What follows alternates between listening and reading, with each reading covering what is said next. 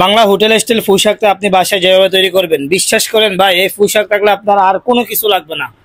ফার্স্টে আমি এখানে কড়াইতে সয়াবিন তেল, হালকা একটু পেঁয়াজটা ফ্রাই করে কাঁচামরিচ দিয়ে দিচ্ছি।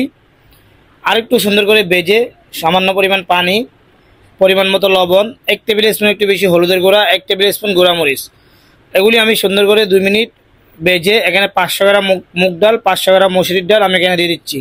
500 গ্রাম আলু পাতলা স্লাইস করে কেটে দিয়ে দিচ্ছি। এগুলি এখানে 5 মিনিট গুঁড়া করে পানি দিয়ে 20% ডালটা সিদ্ধ করে নিব, এর বেশি না। এখন আমি পুঁই শাকগুলি দিয়ে দিচ্ছি।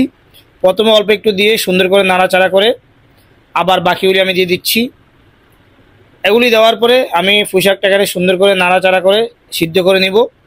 যখন আপনার শাকটা 80% সিদ্ধ হয়ে যাবে, তখন আমি এখানে দিয়ে দিব বাগারের জন্য আমি সয়াবিন তেল দিয়ে দিচ্ছি।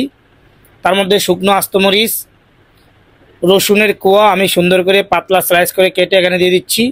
রসুন একটু বেশি দিবেন, তাহলে আপনার ফ্লেভারটা ভালো আসবে। যখন এটা গোল্ডেন কালার চলে আসবে, তখন আমি এখানে একটু দিয়ে দিচ্ছি আস্ত জিরা দিয়ে সুন্দর করে ফ্রাই করে আমি বাগারটা দিয়ে দিচ্ছি। বাগারটা দিয়ে সুন্দর করে আরেকটু নাড়াচাড়া করে নেব 5 মিনিটের বেশি না। এরপর আমি চুলা থেকে নামাই নেব। দেখেন বাংলা হোটেল স্টাইল পুঁই শাক কত সহজে রান্না করা যায়।